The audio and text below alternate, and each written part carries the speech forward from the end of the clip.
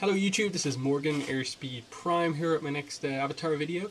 This one I just want to talk about the Avatar The Last Airbender 10-year anniversary, which is today, February 21st. So yeah, the main thing to say here is obviously that February 21st, 2005 was when Avatar The Last Airbender first aired on TV with The Boy in the Iceberg and The Avatar Returns, first two episodes. And yeah, as of today it's been 10 years, and it's a big milestone for the series to know that it's been out that long, and it's still releasing new products in this year. Like obviously the most recent thing that's come out has been the Rift hardcover, and obviously Smoke and Shadows will be later this year. But it's really interesting to see, the fact that The Boy in the Iceberg was the first thing to come out, and then this in 2015 is the latest thing to come out. It's just really interesting to look at the series from that perspective, that it has become more than just one TV show, that this is now a universe. And this is something I'm probably going to say a lot in future Avatar videos and stuff like that, but the fact is that Avatar is no longer just Avatar The Last Airbender. It's Avatar, it's Korra, it's the comics. You also have to include the movie in there. Like, this universe has had a movie adaptation included in there. It's had other merchandise. And the fact that it has been going 10 years kind of shows that, this should kind of continue for another 10 years. And it's interesting just to know that we don't really know the future of the kind of property, franchise, whatever you want to call it. Because Mike and Brian haven't said really what they're doing with the series beyond more comics. So that's a pretty interesting thing as well. But yeah, I didn't really have anything too cleverly planned for what I want to do in this video. I'll discuss The Boy in the Iceberg and Avatar Returns later on in the video. But I suppose first up, what I really want to talk about is just, I suppose, what the show means to me, because I was one of those people who watched it when it first came out. Over here, obviously, it was more called Avatar: The Legend of Aang, because I think more countries actually have the show named that than named the Last Airbender. But because it's American and the American name is The Last Airbender, that's what they went with. But either way, I did definitely watch the show when it came out originally, and it's just one of the things where a lot of people probably have this thing of like, I was 13 back when that came out, and I'm 23 now. So this has been the show that for me, like, is the most important in terms of, like, this show kind of represents a lot for me when I was growing up. It really, I suppose, defines a lot of what I base my thoughts on other shows on. That it always comes back to, compared to Avatar, how good is this? That this is always the benchmark that I compare other things to Avatar: The Last Airbender. It's a show that really showed me how high quality like animation can actually be, and how meaningful plots and character development are in TV shows. And I think it just shows that compared to all the other stuff that I do on my channel is still, for the most part, Avatar Korra focused. And as well as that, this is the only thing that I really, in terms of fandom, I'm involved with, where I help to run a fan site, Avatar The Last Airbender Online.com. I run an Avatar podcast, the Avatar Online podcast. That's been going on for nearly 3 years now. I'm probably misremembering that. But yeah, 3 years, I think, next month. And stuff like that. As I said, this YouTube channel. This has been important enough to me where I've devoted a lot of time to talking about how much I like this show. And if not for those original first two episodes that aired 10 years ago, we wouldn't be here. If those first two episodes weren't good, we wouldn't have the likes of this or The Search, so it's so interesting to think of it from that kind of point of view. That, if those two episodes hadn't been of such high quality, this show may not have been as popular as it was. It may not have even had the chance to end. It may not even had the chance to for Korra to happen, or the comics. So those first two episodes 10 years ago are so important, and they are good episodes. Um, but yeah, I'll get to talking more in depth about the episodes later on. But yeah, just in terms of what I remember about actually watching these episodes for the first time, I don't really have too clear of a memory. Like I have a horrible memory about stuff that happened in the past. Like it's really bad. Like I don't remember a lot about stuff even a few years ago. Um, the one thing I do remember though about Avatar was that I know that I watched the first two episodes with my little sister because I know that was a thing that we did while Avatar was airing. That the two of us would always uh, together watch the episodes, especially for book one, and that was I always remember that those kind of viewing experiences, and yeah, I suppose it ends up being one of the only times where I've really watched the show as it's actually aired on TV. That was back when I don't think I had the internet back in 2005. It was like 2007 when we got the internet here in my house. So you know, when I first watched it, I didn't have access to the internet, so I wasn't really in the fandom then. I didn't get involved with the fandom internet until 2007, and so TV was the only way I was ever going to be able to watch these shows, because I didn't get the DVDs until like later on, and yeah, it's just definitely remember that this was the first show where I really went like I kind of have to watch every single episode of this.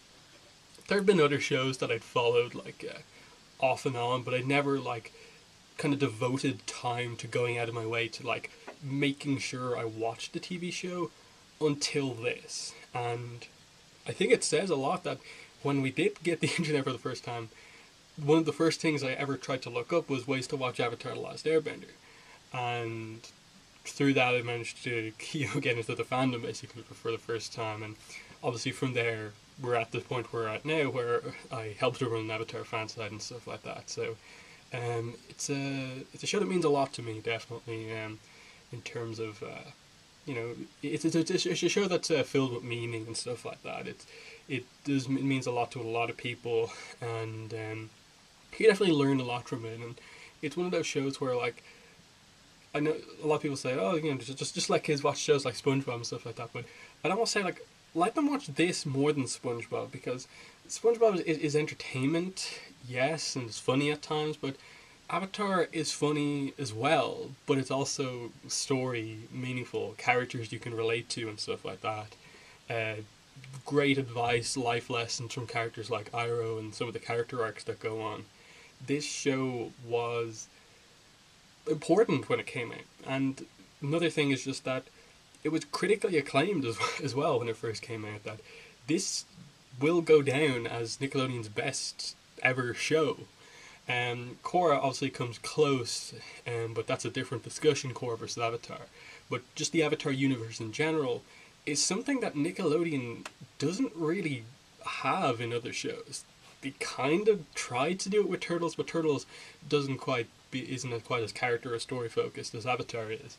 So Avatar was important for Nickelodeon back then, at least important enough that they actually approached Mike and Brian about to make a new show, which is where Korra came from.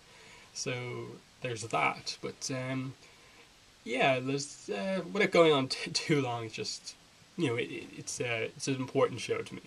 I wouldn't devote so much time to YouTube and stuff like that, podcast, if it didn't mean this much to me. And even though I've started to do other stuff on my channel, because we are in a bit of a hiatus right now, and I do think it's one of those things where like, okay, this is the 10-year anniversary, and it's also a year where, apart from the comics, we don't know what's happening with the franchise. There's going to be the book 4 DVD release in a couple of weeks, and other little bits of merchandise here and there. But it's definitely one of those things where I almost wish that Mike and Brian would just come out and talk about their plans for the ongoing future of this franchise. That I wish they would say if there's a plan in place to do more series or not. That it's a weird situation that we're in, where this is a universe that's been going for 10 years. We've had content fairly consistently coming out over those 10 years. Really, it was only like after the show ended, the ending of like 2008, 2009, and most of 2011, when we didn't have any real content, because the movie was like 2010, I believe. So we've had stuff coming out in most of the years that Avatar has actually been active, but as we are now, we've got the comics and they're great, but I sort of feel like this universe at this stage is big enough, it's popular enough where we need to know what's going on. That they should almost at this stage treat Avatar almost like a Star Wars type thing where, you know, it gets its own website, there's news coming out constantly about it, and it's treated as a universe and not just a show that Nickelodeon shows from time to time that happens to have comics. Um, so there's that, and I think the fandom is staying around a bit longer. Like, it still seems like the fandom is there online most of the places, where after Avatar, as far as I'm aware, from what I remember, the fandom dropped off very quickly after the show ended just because we had no idea nothing if anything else was happening. But this time around, people are sticking around because of comics and stuff like that. But the fandom's here, and I think they should capitalize on that and make some sort of announcement. In terms of like if Nickelodeon have actually like addressed, are they aware of the 10-year anniversary? Nickelodeon's Twitter has retweeted some stuff. Coronation on Tumblr, I think, has reblogged some stuff. Did they actually post anything themselves though? I don't think they have yet, but it's still fairly early over in America. So it'll be very interesting to see if Nickelodeon do anything with regards to like acknowledging it on Twitter or Tumblr themselves and not just retweeting fans. But yeah, it's almost a case of like I almost wish they'd had something planned. Like I've talked about it in news videos and stuff like that in the past, where for me what they should have done is planned it so that, knowing that the 10-year anniversary was coming up, this would be the year where Avatar: The Last Airbender will be re-released on DVD and Blu-ray in like better quality. You know, have it widescreen, fix the first few discs and the book one set so that the animation is not affected by whatever way they put the shows on the discs, and have like all the extras on them and stuff like that. But they didn't, and they don't seem to be massively aware of it. They're not making a big deal about it. You know, for the fans, obviously the show is super meaningful, and 10 years is big, and so we're obviously celebrating that. So yeah, that's the importance of the show to me. So let's actually talk about the episode that did start Avatar. I'll just briefly discuss The Boy in the Iceberg and the Avatar Returns. For me, they are actually really, really good way to start the series, because you are introduced to most of the main cast in the episodes, and the two episodes work together perfectly as like a two-parter to just start off this story, in that the episode basically ends with the characters starting on their journey. They've been introduced, they've become a team over the two episodes that start the series, and we know basically what the plan is. Aang has to learn the elements, and you know Zuko is going to be chasing after them. They're the key events, but it's not. You can sort of see some of the kind of fact that these are early episodes in a new series from creators that are doing their own show for the first time. And I think what comes across most of all is probably the humor. You can see that the humor is a little bit different than some of the rest of the episodes. Basically, episode 3 onwards kind of fixes this, but episode 1 and 2, the humor is a little bit more kind of juvenile than usual. A few more kind of, you know, poo and snot jokes. You know, I think Appa sneezes on Sokka, and you have that whole gag about, oh, he's covered in bison snot and stuff like that. But beyond that, I think it doesn't really suffer too badly from the fact that it's like the first episodes. The fact that they did have a pilot beforehand, I think, really helped them to get out a lot of the issues that maybe were present in their early planning. So there's that. And the only other thing in terms of like criticism I would say about the first two episodes is that Iroh seems a little bit out of character, almost to the point where they almost feel like they didn't know what they were trying to do with Iroh in the first two episodes. But again, they fix it perfectly in episode 3 onwards. Now, the problem with Iroh, I think, is ultimately that just by the end of it, he attacks the group with Zuko. They both send the fireball up, and it's obviously dodged. Aang blocks it into the mountain. But the fact that that's the only time in the entire series where Iroh actually attacks bends at Team Avatar, it's a little bit odd because ultimately he doesn't really get himself involved too much in Zuko's plans. He's just kind of there behind him, maybe advising him not to do something, but he's never like actively fighting alongside Zuko unless like someone attacks them. So I felt that was a bit like, okay, you didn't quite have that planned out, but for what is it, it's fine, you know. Maybe he didn't realize who they were, because I don't think Gyro really interacts with any of the gang members in the first two episodes, so it's not too much of a problem, but it's one of the few points at which you can see the kind of early issues with the show.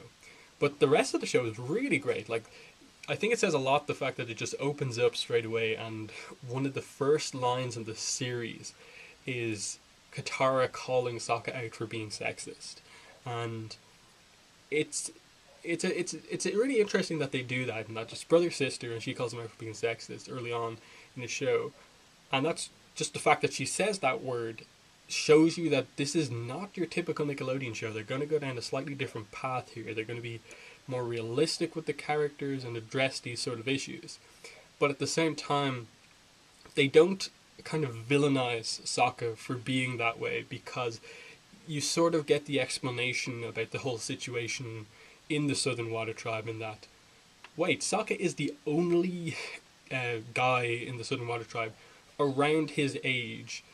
He hasn't, their father has been at war for a while, and so he hasn't really had any sort of guidance himself, and so he's effectively had to become the almost male leader of the Southern Water Tribe in absence of anyone else, and so he considers himself the strongest and stuff like that, and the only guy there, and so you sort of understand where that comes from, even if it's a flaw, and Katara rightly calls him out for it. So I kind of like the realistic approach to that, because you also see the other side of it, in that he wants to be the great warrior, but he's not there yet because he hasn't had a lot of training, because Hakoda's away, but he's also trying to teach the kids of the tribe to be strong as well, and you can see the kind of good parts of his character as well, despite what Katara says about him. And you do see his kind of bravery. He tries to fight Zuko, it doesn't work out, but he does get the kind of boomerang hit in the end. So I kind of like that they set up Sokka's character arc, in that he has to get over the sexism thing, and also become the leader, become the warrior that he kind of maybe could have been if his father was around more and the war never happened. And then with Katara, you see that she's more affected by the death of her mother. She's kind of had to take on her mother's role, and as well as that, you later find out that Sokka doesn't remember his mother that well, because kind of Katara has taken up so much of the mother's role that he almost forgets what she looks like. So there's some very real stuff going on with the two sibling characters, and we haven't yet even been introduced to our main character, Aang. So they have a really interesting kind of just a sibling relationship, and just the idea that the series even starts off with those two, that this series, which in general people would say is fairly grand in scope, world traveling and stuff like that, the fact that it starts off in one of the most isolated places in the entire world, the Southern Water Tribe, one of the smallest places in the world, with just these two random teens, is such an interesting approach, because they just inadvertently discover the person who has the potential to save the world. And that's just such a nice story that you get, and Katara's all about hope, and so she finds this character, he's an airbender, and without even saying as much, she kind of is suspecting that he's the Avatar, and then she asks the question, Aang avoids it, and then you're starting to learn about Aang, and you see how kind of fun-loving he is, how mischievous he is, and just the fact that he's the Avatar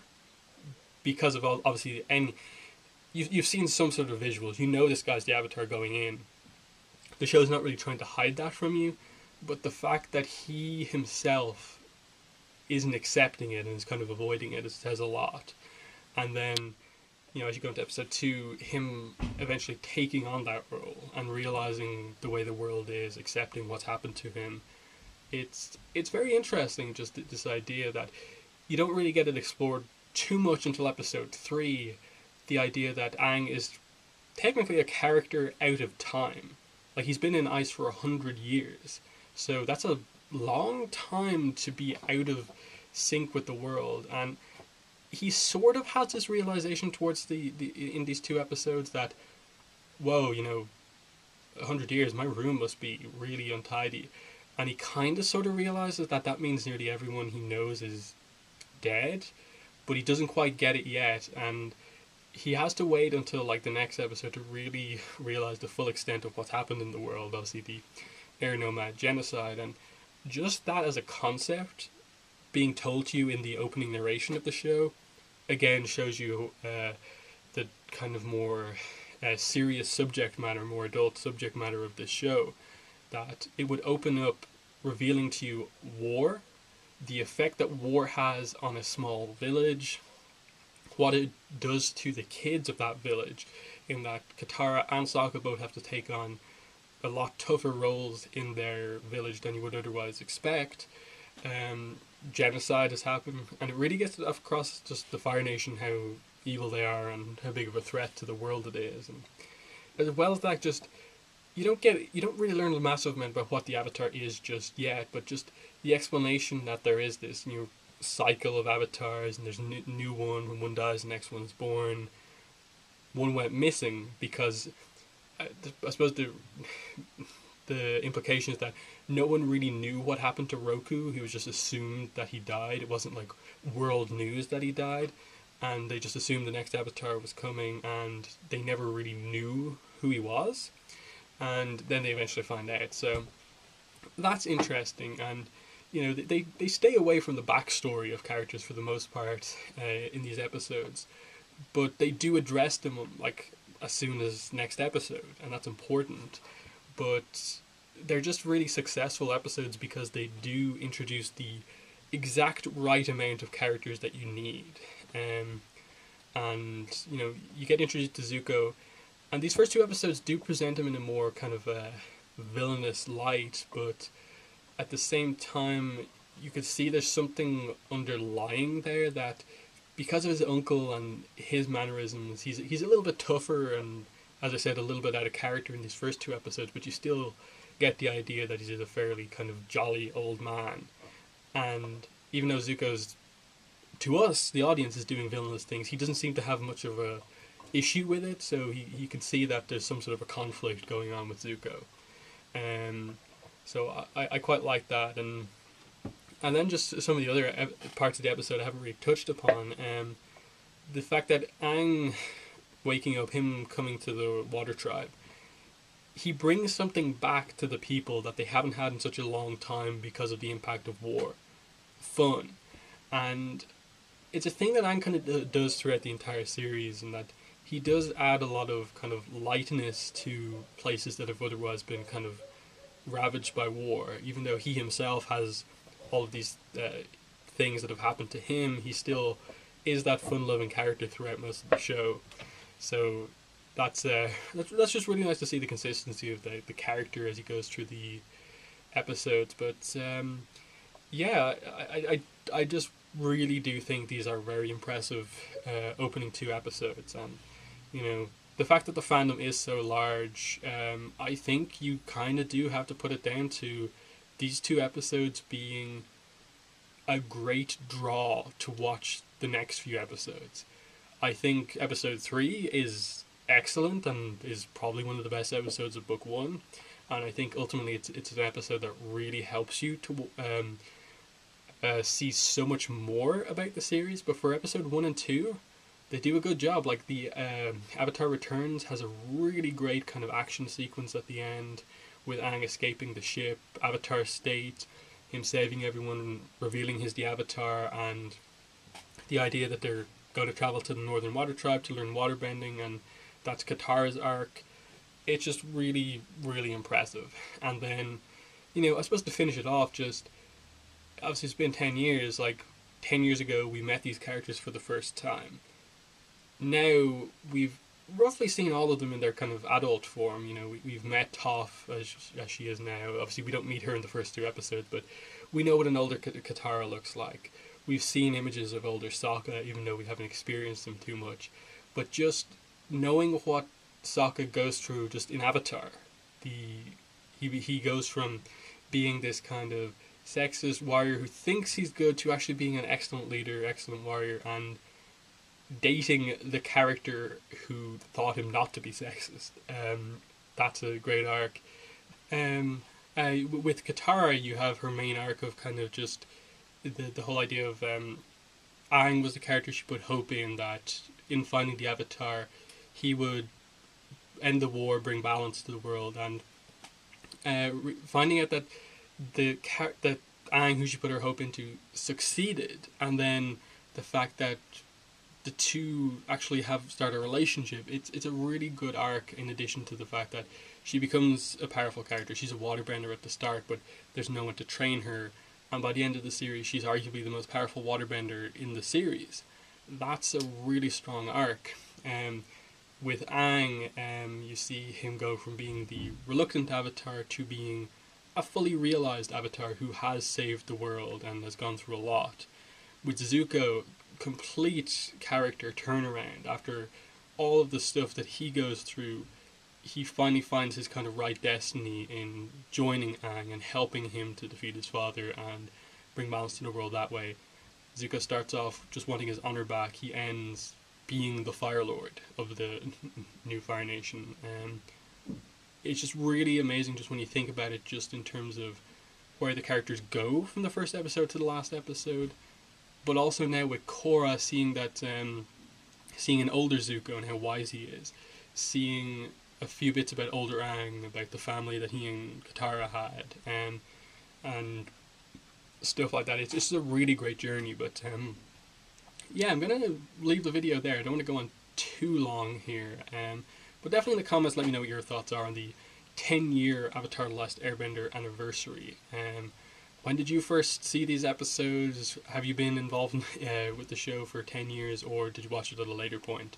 Definitely mention that in the comments. But yeah, other than that, I'll say just that Avatar Online Podcast episode 103 is going to be recording and released tomorrow. And we'll talk a little bit about this as well. It's going to be one of the news topics that we have. Just discuss the anniversary plus some other stuff. We'll have some listener questions. We'll have a guest on the podcast.